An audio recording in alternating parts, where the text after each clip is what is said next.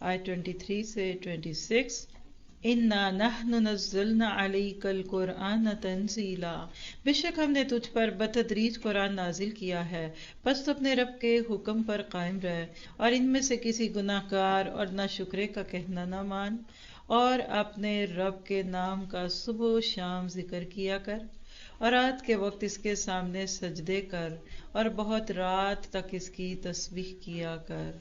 دیکھ رہے ہیں آپ کو آخری پاروں میں تسبیح کا کتنا تذکرہ ہے۔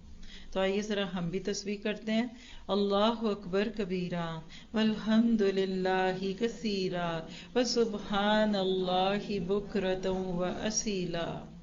اللہ سب سے بڑا ہے، دل کی دھڑکنوں کو محسوس کرائیں، اللہ سب سے بڑا ہے۔ یہ ہے دعا، آپ دعا مانگنے کو کہتے ہیں، دعا اللہ کی تعریف کا نام ہے، اور تمام تعریف اللہ کے لیے ہے۔ سب سے بہترین دعا الحمدللہ حدیث کے مطابق، بہت زیادہ، اور تسبیح اللہ ہی کے لیے ہے صبح و شام، مارننگ ایوننگ ٹرانسمیشن اللہ کے نام۔ بندہ مومن کے دن کا آغاز بھی اللہ کی تسبیح سے اور اختتام بھی۔